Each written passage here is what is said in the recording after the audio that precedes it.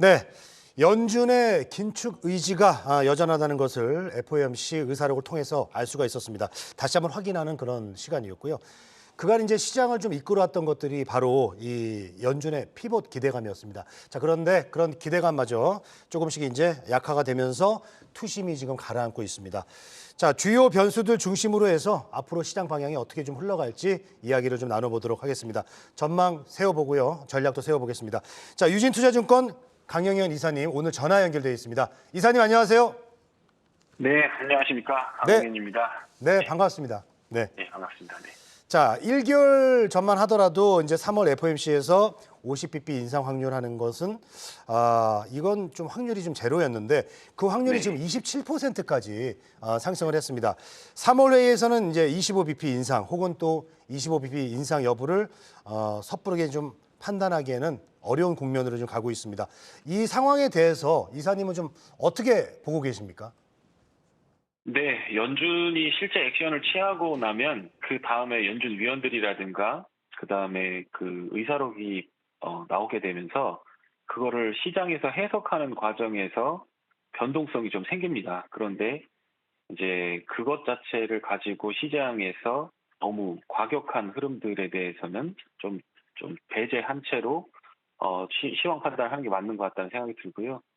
제 결론은 25bp 인상 가능성이 크다라고 하는 거고, 그 사람들이 내러티브로 누르려고 하는 투자 심리 같은 부분들보다 실제 데이터, ISM 제조업 지표라든가, 그다음에 실직자들, 그러니까 실업률을 말고 고용 말고 그 뒤에 해고되는 상태, 그다음에 정규직과 비정규직 상태, 그리고 거래가 없는 상태에서 떨어지는 부동산 가격들, 이런 요인들을 보았을 때 금리를 추가적으로 더 땡기는 게 이론적으로는 7.5%, 테일러 공식에 따라서 7.5%까지도 나오기는 하지만 그렇게 간 적이 단 한 번도 없습니다. 그렇기 때문에 최근 금리 인사 요인으로 지목되는, 그러니까 이 50bp 올릴 거다라고 생각되는 거의 가장 핵심 키워드는 소비인데, 그 소비의 대부분이 지금 그동안 정부에서 지급되었던 저축, 그 손들을 저축해놨다 쓰는 거고, 또 한 가지는 크레딧 카드, 신용카드에 의해서 쓰는 건데, 그 소비가 내용들을 보게 되면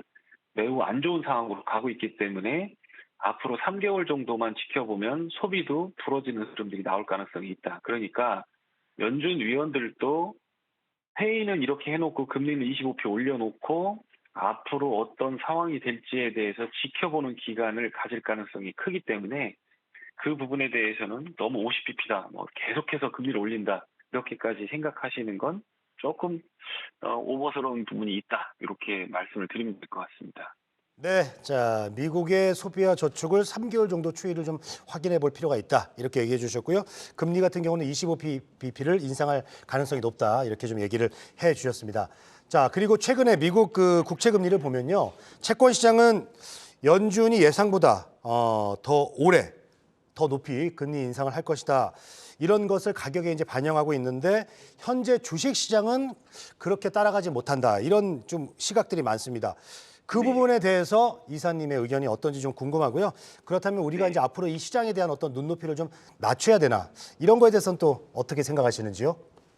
네, 뭐 기존에 역사적으로도 보면 채권 시장하고 주식 시장이 정확하게 일치하는 시소와 같이 이렇게 1대1로 움직이는 경우는 상당히 드물었습니다. 그리고 우리가 평상시에 생각하는 것과 다르게 금리가 올라갈 때 주식 시장도 같이 올라가는 게 맞습니다. 그리고 어느 일정 시점 한계점에 도달하면 금리가 그 이상으로 올라가면 주식시장은 거꾸러지기 때문에 결론적으로 보면 주식시장과 채권 시장과 주식시장이 반대로 움직이는 것처럼 보이는 것뿐입니다. 다만 지금은 경기 사이클로 보면 레이트 사이클이거든요. 맨 마지막 사이클이기 때문에 금리가 최종적으로 어느 정도 금리 수준에 도달하게 되면 주식시장은 빠져버릴 가능성이 있다라는 거죠. 그런데 지금은 어쨌든 시중에 풀린 돈이 많고 주식에 대해서 아직까지 놓지 못하는 그런 부분들의 심리가 비집고 들어가는 거죠. 성장주가 안 되면 가치주로 가고, 가치주가 안 되면 뭐 저퍼주로 가고, 그것도 안 되면 M&A로 가고, 이렇게 하면서 순환매를 만드는 과정에서 지수가 들어 올려지기도 하고 내려가기도 하는 박스권 장세다, 이렇게 보여지고요. 나스닥 기준으로는 나스닥 100 선물 기준으로 1.25만 그러니까 12,500선 기준을 보시면 될 것 같고 코스피 같은 경우는 2,500선 정도를 기준으로 해서 그 이상을 뚫고 올라가는지 못 뚫고 올라가는지 그것만 판단하시면 될 것 같고요. 지수가 올라가고 내려가고 하는 거를 신경 쓰는 위에는 투자자들의 수익을 내기가 만만치 않을 겁니다. 그러니까 지금은 종목을 잘 고르고 종목을 비집고 들어가는 사람들이 수익을 낼 수 있지 지수가 낮은 상태니까 시장을 사서 바이앤홀드 하자라고 하는 사람들은 낭패를 볼 가능성이 많은 시장이기 때문에 시장이 충분히 빠졌을 때 들어가는 게 맞고 그런다고 한다면 지금은 금리가 어느 정도 슈팅이 나가다가 멈추고 금리가 정지되는 상태, 유지되는 상태, 그 상태가 유지될 때 그런 시장들이 조금 유효하지 않을까 그렇게 생각하고 있습니다. 자, 지금 그 주식 시장 상황 속에서 그나마 좀 기대해 볼 만한 것이 중국의 리오프닝이다 이런 의견인데요. 자, 다음 달 양회에서 중국이 올해 경기 부양을 위한 방안을 내놓지 않겠냐 이런 기대감이 커지면서 이 부분은 이제 이 시장에서 어느 정도 재료로 작용을 할까요? 상당히 좋습니다. 우리나라한테는 중국이 그 리오프닝을 하고 특히 중국은 공산주의이기 때문에요. 이게 민주주의는 봐갖고 장사 잘 될 것 같으면 돈을 써버리지만 그 공산주의는 그 당에서 정부에서 이거 해, 요거 이제 해, 요거 팔아 이렇게 하면 이제 하는 경우가 많거든요. 그래서 아마 3월 초에 있을 양회에서 박수치고 우리 이제 이렇게 할 거다 그림을 지도자가 딱 던지면 그 밑에서 일사불란하게 주문도 내고 공사도 하고 이런 흐름들이 나올 거기 때문에 뭐 그동안에 뭐 레거시한 사이클 종목들 철강, 화학, 항공 이런 것들 뭐 관광도 풀어주고 그동안 뭐 놀러 못 갔으니까 가시라고 할 테고 뭐 비자나 정책 이런 것들도 바꿔줄 테고 화학 이런 것들도 밑에 있는 기업들 관영 기업들이 막 사기 시작할 거고 철강도 그렇게 될 겁니다. 그래서 우리한테는 그런 쪽에 사이클이 분명히 좋은 호재가 될 것이다. 다만 역대급으로 본다고 하면 중국이 돈을 푸는 거가 경기 하방을 지지하긴 했지만 그게 시너지가 나려면 미국과 유럽이 같이 엮여서 경기 부양책을 써줘야만 시너지가 낮다라고 하는 거죠. 당연한 거가 중국에서 물건을 만들어서 결국 소비는 유럽이나 미국에서 하기 때문에 그쪽에서 어떤 정책을 취하느냐에 따라서 그 정책의 효과 그리고 우리 주식 증시에 미치는 영향은 달라질 거다. 이렇게 말씀을 드리면 될 것 같습니다. 네.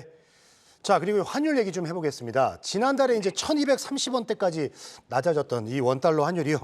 최근에 이제 이 1300원을 다시 돌파하고 오늘은 보니까 1301원 현재 조금 떨어졌는데요. 자, 어찌됐든 간에 이제 그동안 지수 상승세를 주도한 게 결국은 이제 외국인 투자자들의 이제 매수세 아니겠습니까? 근데 이제 매수세가 이제 환율 때문에 좀 약해지고 1,300원에서 1,320원 요 구간에서 좀 더 올라갈지 아니면은 여기서 이제 좀 더 밑으로 좀 밀릴지 여기 대해서 환율은 좀 어떻게 생각하고 계십니까? 네. 기존의 1,440원대 환율은 유로존이 무너지고 중국의 위에나 환율 때문에 그랬던 부분이 있다고 생각이 되고요. 1,330원 미만으로 떨어진 환율들은 엔화 정책과 위에나와 연관이 돼 있다고 생각합니다. 그러니까 결국 한국은행이 그런 변수들을 잘 통제해서 환율이 급등하는 걸 막아줬고 달러가 부족하는 사태들을 미연에 방지했기 때문에 하늘의 정책이 아주 적절하고 나이스했다라고 생각이 들고요. 다만 무역 수지 적자 추세로 보았을 때 환율이 급격하게 하락해서 1,100원대로 떨어지는 그런 어떤 장밋빛 전망은 하기가 어렵다라는 생각이 들고 다만 외국인들의 매수세로 보았을 때 뭐 한 120조 정도 팔고 나서 한 7, 8조 샀죠. 그러니까 본격적으로 이제 들어온 거 아니냐 이렇게 생각을 할 수도 있지만 이제 본격적인 상승세가 되려고 하면 우리나라 무역 수지가 개선되는 흐름이 나와야 된다라고 하는 거고 이제 부동산 시장이라든가 이런 것들이 우리 은행권의 금융 시스템을 흔들지 않는 방향으로 가야만 한국의 환율이 안정된 상태가 될 거고 그러니까 추가적으로 하락하는 것보다는 안정이 돼야만 외국인들은 추가적으로 자금을 여기다가 넣게 될 것이다라는 생각이 들고요. 그러자고 한다면 지금 뭐 적자가 예상되는 반도체, 수출은 되고 있지만 전망이 불투명한 자동차, 그리고 수주는 받아놨지만 마진이 좋지 않은 조선 이런 것들이 뷰와 전망들이 바뀌면서 이제 좋아진다라고 확 틀어져야 외국인들도 강하게 살 가능성이 있다라고 보시면 될 것 같고요. 분명한 건 2100이나 2200에서는 외국인들의 의지는 거기서는 받쳐보자라고 하는 그런 상황이다. 그것만 좀 참고를 하시면 될 것 같습니다. 네, 지금까지 시장 흐름에 대해서 이야기를 한번 나눠봤습니다. 유진투자증권 강영현 이사와 함께했습니다. 오늘 도움 말씀 고맙습니다. 고맙습니다.